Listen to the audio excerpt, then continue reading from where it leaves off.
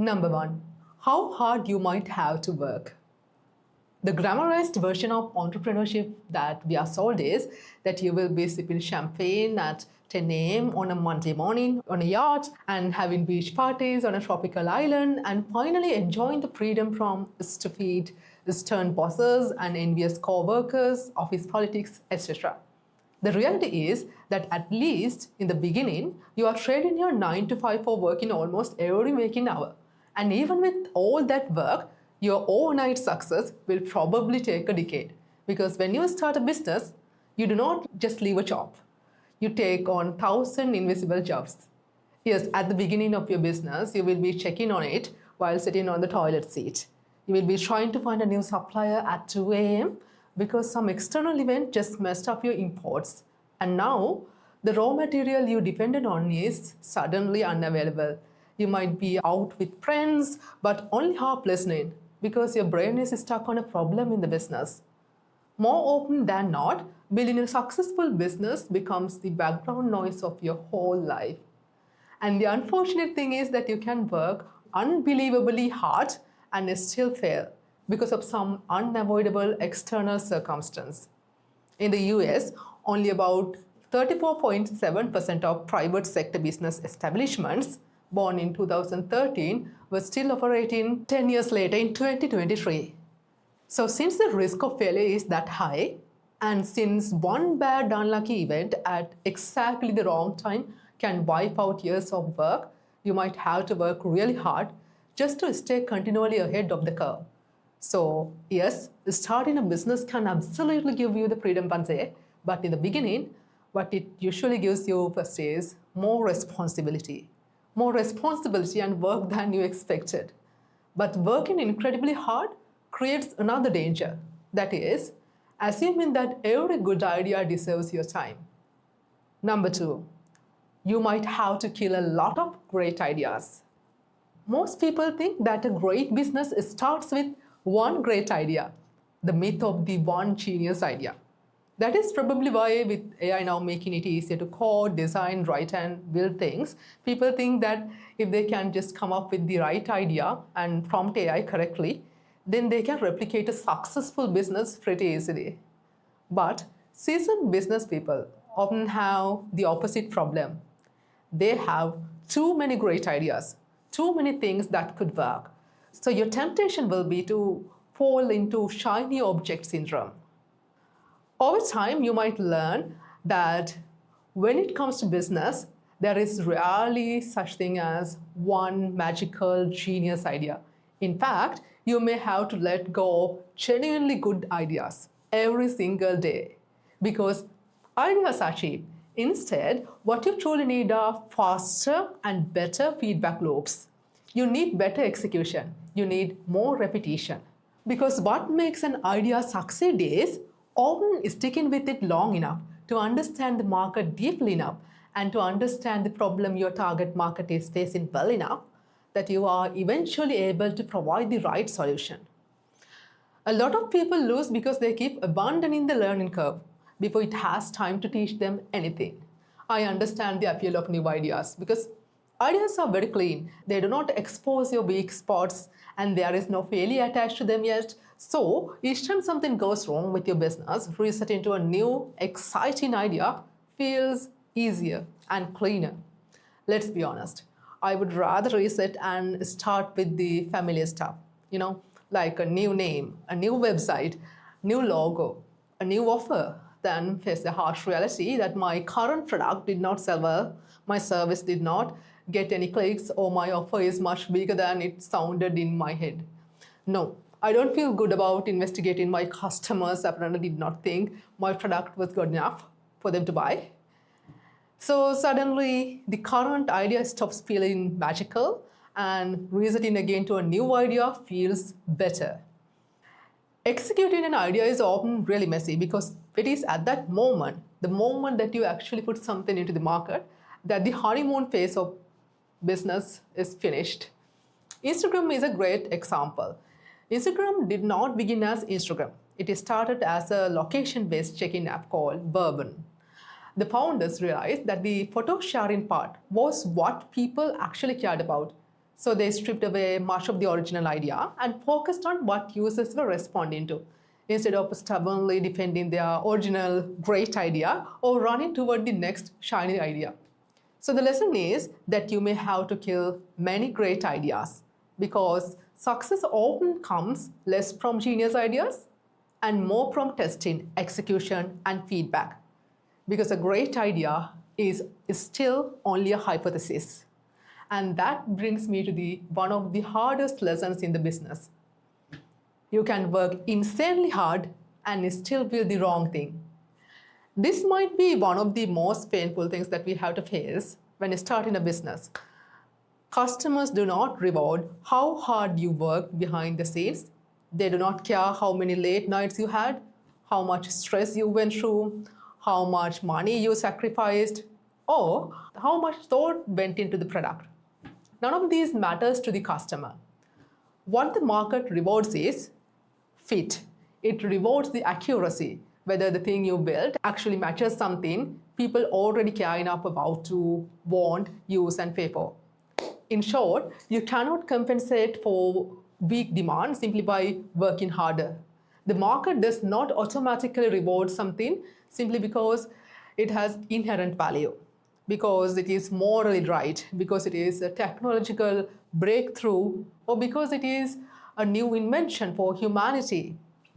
People still have to want it enough to use it and pay for it. And in startup postmortems, lack of market need or poor product market fit repeatedly shows up as a major reason businesses fail.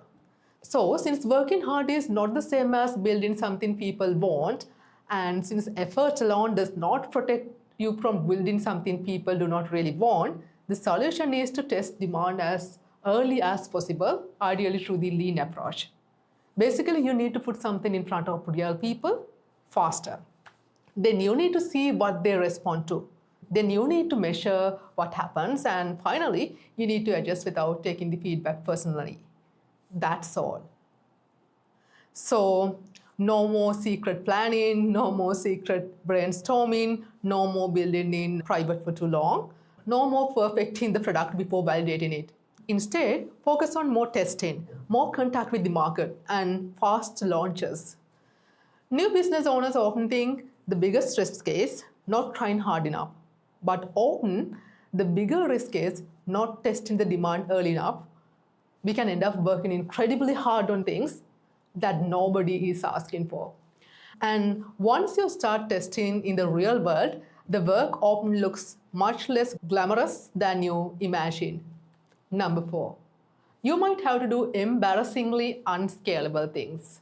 I wish I knew earlier that the beginning of a business is supposed to look very inefficient. At the very beginning, you often have to do things that are embarrassingly unscalable. To be honest, I was kind of ashamed of it because it did not make my business look like a real business. What I now know is that you cannot try to become the CEO too early. You might have to do most of the things or even almost everything by yourself at the very beginning. And that can actually be a good thing in one way. When you have done the work yourself, you understand how difficult different parts of the business actually are. So eventually, when you hire employees, you may develop more respect for the work they have to do because you know how hard it is from your own experience. In that sense, it can be character building. Anyway, at the beginning of a business, you might have to do many things manually. You might have to solve problems by hand. You might have to talk to each of your customers yourself. You might have to recruit users manually. Then you might have to personally follow up. You might have to handle the first sales personally and give customers an unusually high-touch experience. I mean, there were times in the early days of one of our businesses when we ran the back end of our software manually. It was just a one-off solution that was not sustainable, obviously, but it helped us to test things faster and learn things faster. And yes, it felt very awkward, very manual, very unglamorous, and sometimes it made me wonder whether we were running a real business at all. whether we were being phony or fake. Paul Graham famously calls this doing things that don't scale. As founders, we often imagine that a real business begins when everything is automated. But many great businesses started with founders doing things manually because that was how they learned. And sometimes it was simply what they could afford. Airbnb is a famous example of this kind of founder hustle. In its early days, the founders were improvising and trying to survive. At one point, they even sold novelty cereal boxes tied to the 2008 US election to raise money. They reportedly brought in about 30,000 USD. It was definitely not glamorous, but early stage business rarely is. It is mostly about survival until you make it out of the dip. So be okay with doing unscalable things. Part of testing a business idea is sticking with these kinds of unscalable things that you have to do manually and improvise until you validate the demand. And doing all of that manually teaches you something else. A good product does not magically introduce itself to customers. So, number 5, marketing is not manipulation. Okay, this is a lesson that many good people, very self-aware people who have strong morals struggle with. Historically, marketing has had a bad reputation, right from the Garden of Eden.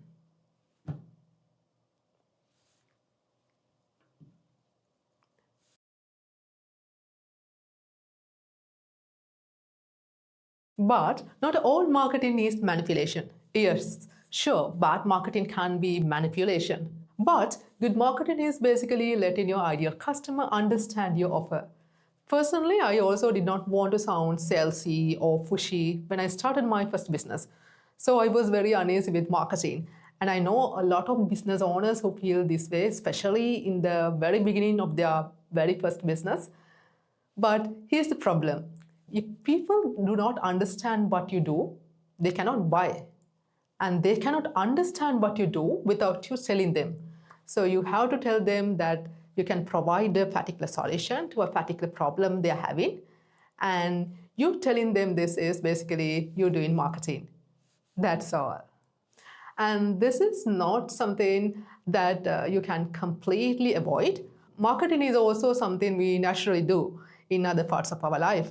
Even when you are dating and trying to start a relationship, you are communicating who you are and what you have to offer. So you have to do the same in business. Nope, if you build it, they will come is not something that often works in business. The truth is that a mediocre product with excellent marketing can often outperform a much better product just because that nobody knows the better product even exists. So being less shy and being okay with letting your target market know about your business is a lesson that some of us have to learn pretty fast if we are to have any shot at this business thing. But getting customers is only half of the problem. The next question is whether those customers actually produce a financially sustainable business. So, number 6, cash flow is everything. Running out of cash is one of the most commonly cited reasons that businesses fail. I would say that as long as you still have enough cash to keep operating, you still have time to fix mistakes. You can keep getting things wrong, you can keep learning, you can keep trying again for quite a long time if you do not run out of cash. Cash is what keeps the business alive. It is the air, the oxygen. A business cannot survive being unable to breathe, and cash flow is what decides whether the business can breathe. So nothing reveals the truth about a business quite like cash flow. Another thing is that when you focus on cash flow, it becomes far easier to pick your priorities. You start seeing the 20% of things in the business that gives you 80% of the results. That is one of the reasons I think that bootstrapping can teach pretty brutal but valuable discipline. Nothing cleans up bad strategies like having to fund your own mistakes. When it is your own money, Suddenly, that polished office with expensive furniture and fancy interior does not seem so necessary. Your extra bedroom or kitchen starts looking perfectly acceptable. When it is your own money, since it is probably very limited, any kind of vanity gets expensive very quickly, and you start rethinking trying to look established too early. So, having fewer resources and more constraints can sometimes make our businesses less sloppy because we have to think more carefully about our priorities. In my experience, in my own life, I have seen that limited resources sometimes have actually made me more disciplined. The thing is, when every dollar matters, you become much more ruthless about what is actually necessary. I mean, we have all heard this standard advice: try to make it work before making it look good. Sell before you decorate. Focus on learning and earning before you expand. Yes, we know that a business can survive looking unfashionable, but there is this constant temptation to make everything look Instagram worthy. There is no cure for that, quite like looking at bank balance of your business on a daily basis. The reason is cash flow tells the truth about a business very quickly. On the surface, the brand can look polished, the business can look very busy, the business itself might be growing, sales can look decent, you can have customers, followers, and great demand. And underneath it all, the business can still be gasping. You can still be financially fragile. Your business can still suffocate and die. Yes, it is true that no business succeeds without sales, but bad margins can hide under good sales. I mean, I have been among many business owners who were very excited about their revenue. They were excited about their growth, while at the same time, they had almost no profit. There's a world of difference between revenue and profit. Revenue can flatter you, while your actual cash flow and profit tells you the truth. Because you soon realize that suppliers do not care that your invoice was sent, and the payroll does not care about that the client promised to pay next week, and your rent does not care that the revenue is coming. So, no, a sale on paper is not the same thing as money in the bank. And no, just because you have customers does not mean your business will survive, because late paying customers, late paying clients can quietly wreck a business pretty fast. So, as business owners, when we focus on finances, we can start asking the adult questions that we are supposed to ask about our businesses. I mean, I have been among many business owners who do not want to ask these questions. They do not want to look at the cash flow in their own businesses. They do not want to look at what it actually costs to deliver their product or service. They do not want to calculate the real margin. They do not want to know how many sales they really need each month. They do not know how long they can survive at their current phase. But when you ask these questions about the cash flow, you get the real insights about your business. You might find sometimes the thing getting most of your attention, the thing that looks good on social media, is not the thing that is actually making you money. It is not the offer that actually carrying the business. Sometimes the offer you are proudest of is the least scalable and has the least return on investment in your business. So that is why I like the core idea behind the book Profit First. Mike Michalowicz describes it as taking a predetermined percentage of each of your sales deficit as profit first, instead of treating profit as whatever happens to be left over at the end. Whether someone uses that exact system or not, the deep lesson is something that I think we should all adopt. So basically, in your business, profit should not be an afterthought. Basically, like that famous investing line. Rule number 1, don't lose your money. Rule number 2, don't forget rule number 1. Okay, number 7, how much you will have to learn. Yes, you do not need a business degree to start a business, but you might be humbled by the amount of learning you have to do regularly. Whether it is marketing, accounting, bookkeeping, sales, operations, hiring, negotiation, and strategy, you might have to continuously keep learning. Even if you have a business degree, your real business might not look anything like the theory you learned. And yes, you could say you can just hire experts for many things, and that resolves the issue completely. But from my personal experience, I know it has not been that simple, at least for me. Yes, it is very true. You should hire the right professionals when appropriate. But I do not believe that founders should blindly outsource their understanding of the essential parts of the business to someone else. For example, we know money is the oxygen supply of your business. And at the end of the day, nobody is going to care about your situation, your money, quite like you do. So I think learning basic accounting is incredibly valuable for every business owner, even if you have an accountant or bookkeeper. And if you don't know even the very basics, there is no way for you to know even if one of your employees is messing up with something. Besides, even professionals can sometimes make genuine mistakes. So having a second set of eyes never hurts.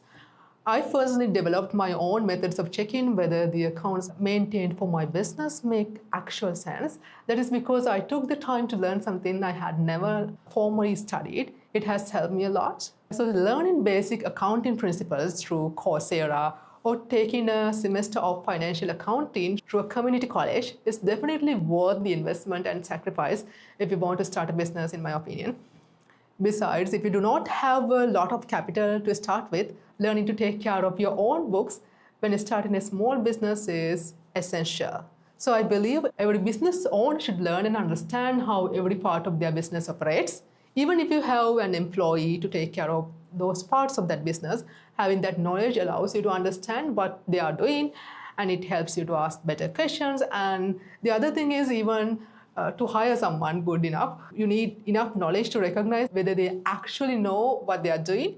You need to recognize good work to even know who deserves more promotion. And the other thing is that you can also learn from almost anyone. I recently had my driver giving me genuinely useful advice about dealing with a particular situation regarding a very senior employee of ours.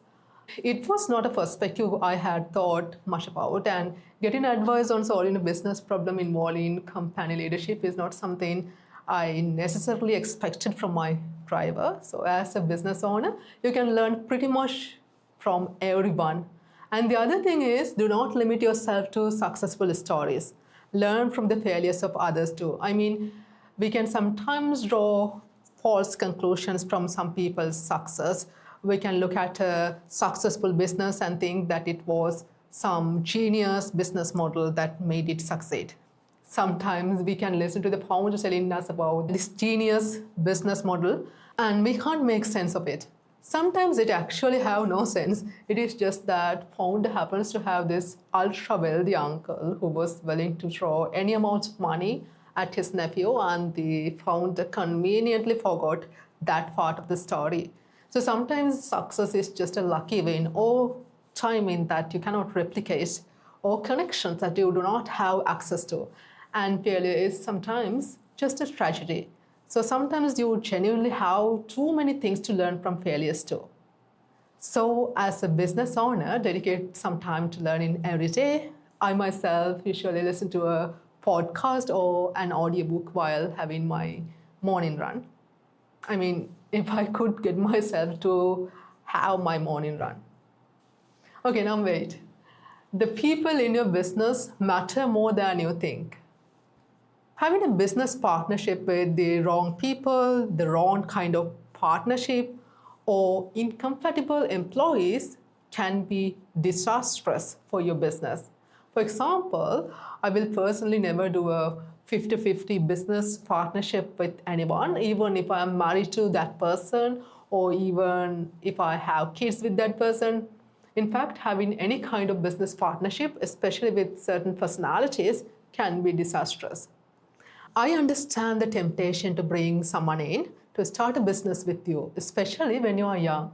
You might choose someone who is a lot older and more financially established, just because you may not have that much money to invest in your business and you might not have enough money to hire enough employees.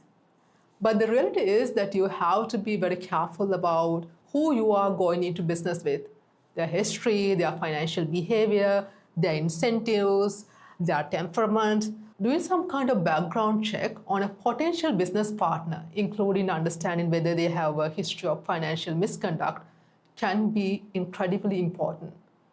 You might bring someone in because you cannot fund the business by yourself.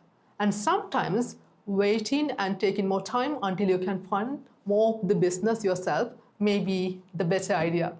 Some people are under so much financial pressure that they are constantly looking for quick money and cannot stick with something long enough for it to work. And if you find a partner who is like this and who has a skill that you do not have, that can create another major vulnerability for your business. So the wrong business partner can destroy an otherwise promising business. So if you choose a partner, everything about them matters, not only their skill, but their integrity and their life circumstance. The same applies to your employees. What I have learned is that some of the most expensive people in business are not the highly paid ones. They are the wrong ones. The truth is that a bad hire costs more than salary. They can bring down the morale of everyone else. Yes, delegation is essential, but hurrying too quickly can create its own problems, especially if, like me, you find it difficult to hurt people, even if they are toxic, and therefore tend to keep the wrong person longer than you should. And the other thing I have learned is sometimes someone might be really loyal to you, but you cannot confuse loyalty with fit. They might really like you, they might be really competent, they might have a great personality, but still not fit the role of your company.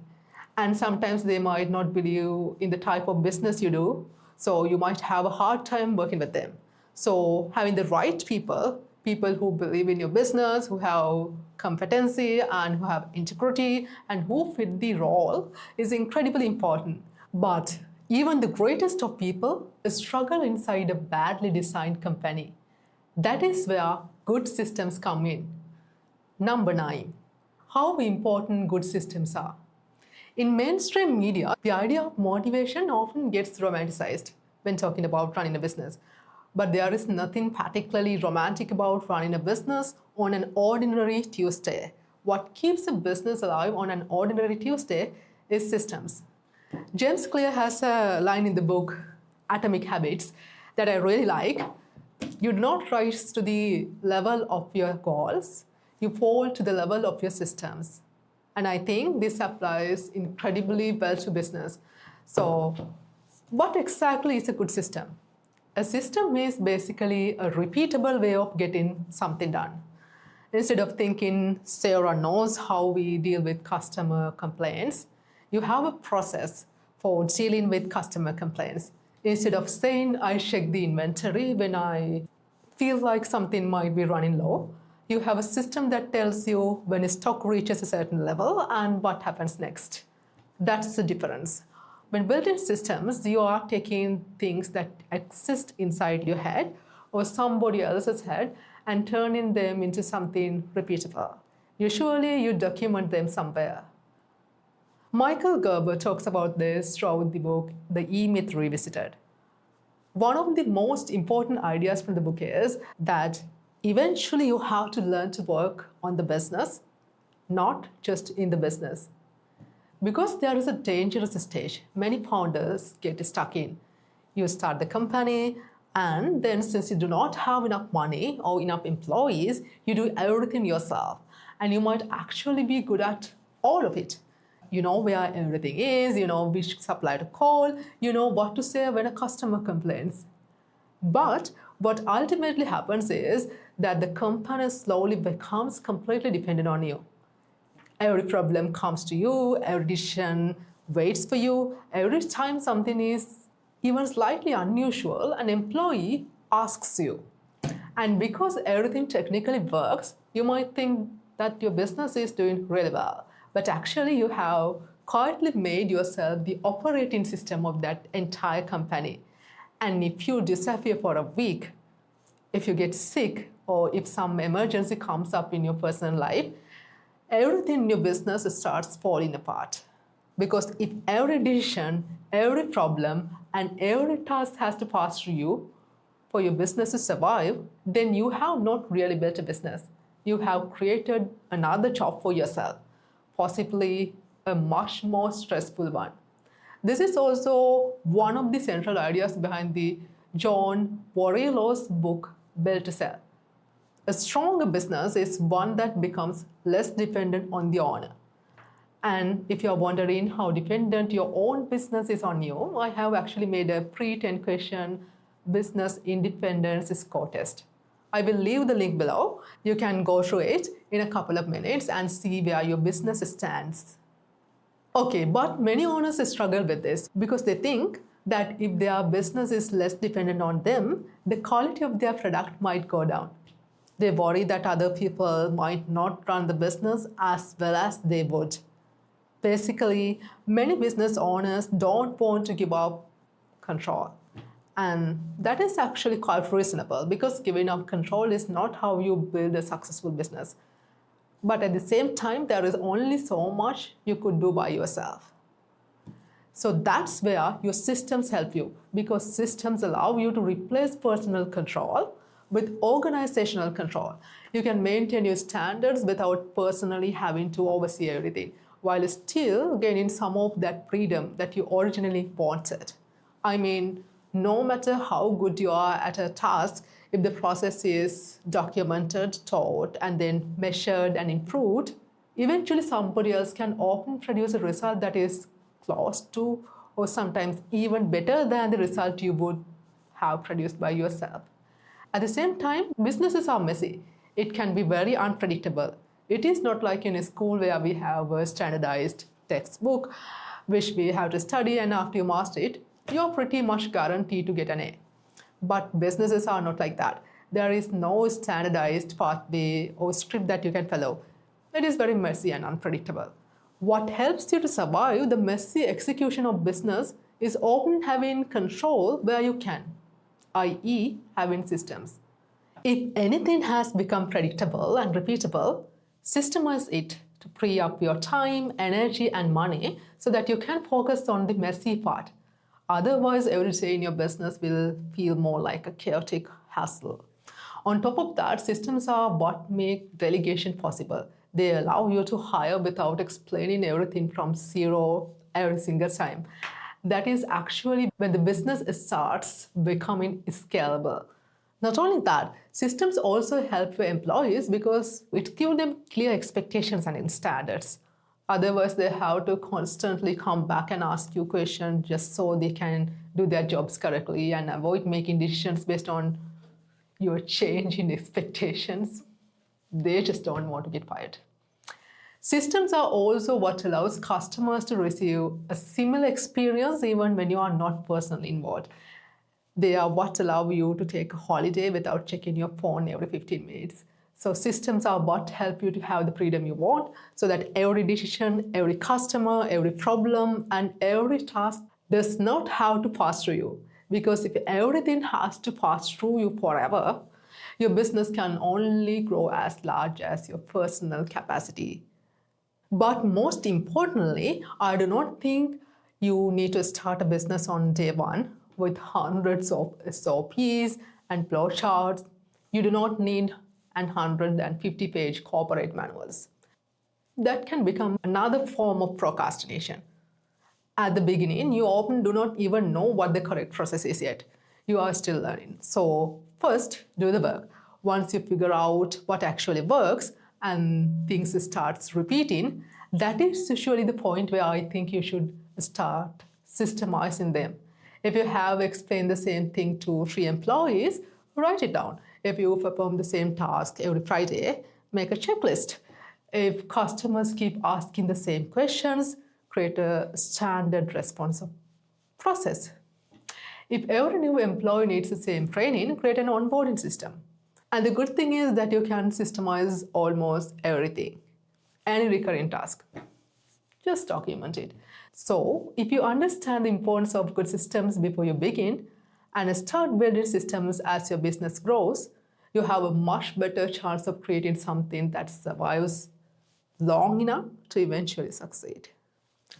Number 10. The hardest part is often emotional, not technical. A lot of us learn the technical parts of business somehow. Eventually, whether it is operations, marketing, sales, or hiring. But the hard part is learning how to handle uncertainty, rejection, embarrassment, and low response rates after months or years of hard work. The truth about running a business is that you might constantly doubt yourself. You might even regret leaving your job because now there is no guaranteed paycheck waiting at the end of the month. You may cry worrying about how you are going to pay for your children's private school. You might feel embarrassed because you do not look like a real business yet. Your dating life might become awkward because you are scrambling to explain exactly what you do to your potential dates. Your partner's family might question why you do not have a serious job. Family dinners can become uncomfortable when that sibling or aunt who does not like you asks, so how is that little business going? In front of everyone. You may discover that these strangers support you more than the people you expected support from. Your friends may stop calling because you're always busy. You may miss birthdays, you may miss nights out.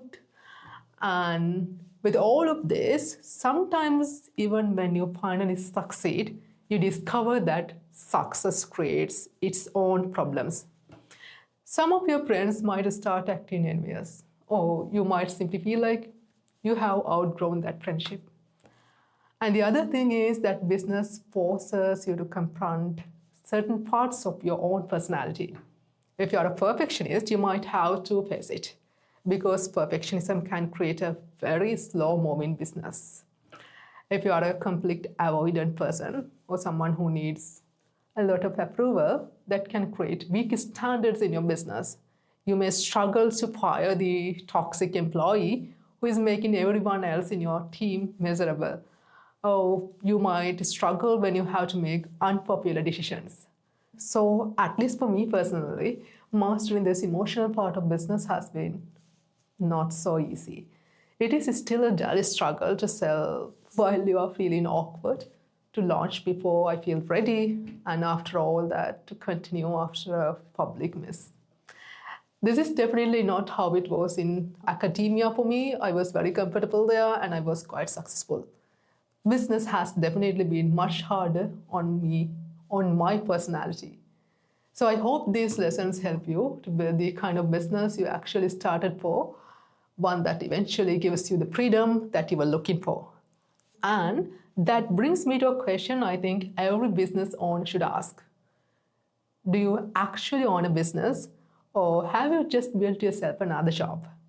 Because there's a very real difference between the two. And if you want to find out where your business stands, watch this next video.